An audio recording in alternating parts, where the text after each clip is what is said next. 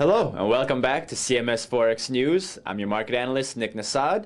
Today is Monday, January 19, 2009. Annual inflation in Australia continued to ease in December, slowing to a growth rate of 2.2%. Annual inflation was running as high as 4.8% in June. On the month, prices are down 0.2%, following a 0.6% decline in November.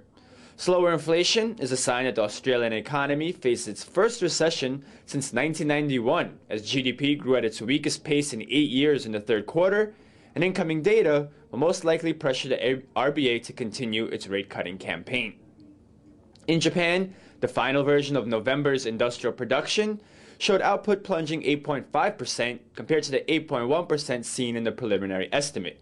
It was the sharpest decrease in industrial production since February of 1953. On the year, production was down 16.6%.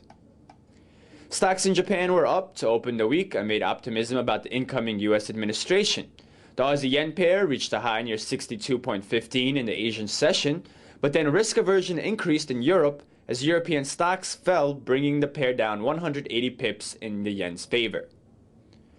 Swiss retail sales fell into negative territory in November when adjusted for inflation, though they were still 2.5% higher when also adjusted for the number of shopping days. Still, the result points to a significant reduction in spending on components such as personal goods, food, clothing, and shoes.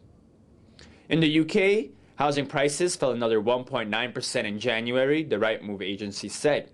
On the year, average asking prices were down 7.3%.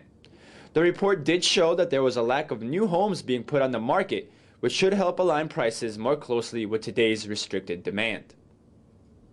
There's bigger news from the UK as the government expanded its plan to rescue the nation's troubled financial sector.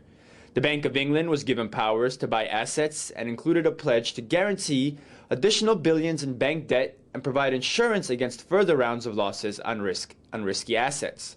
The news hurt the pound as the need for a second bank bailout weighed on investor sentiments.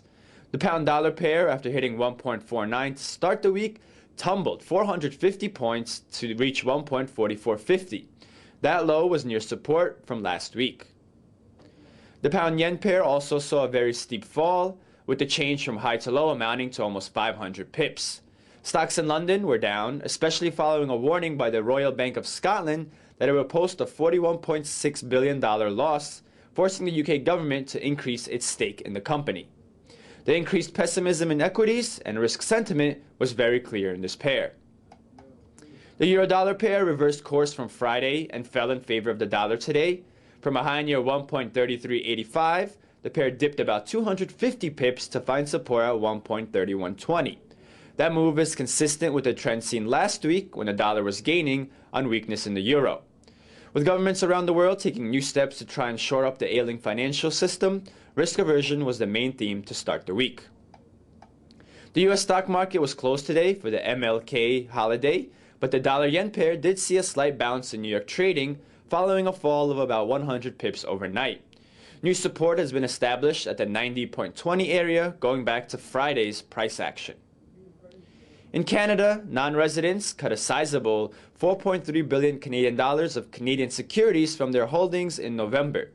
Foreign holdings of Canadian shares were reduced as stock prices retreated as much as 33% over the past 3 months. In addition, non-residents significantly adjusted their portfolio of Canadian debt instruments in favor of more liquid short-term assets.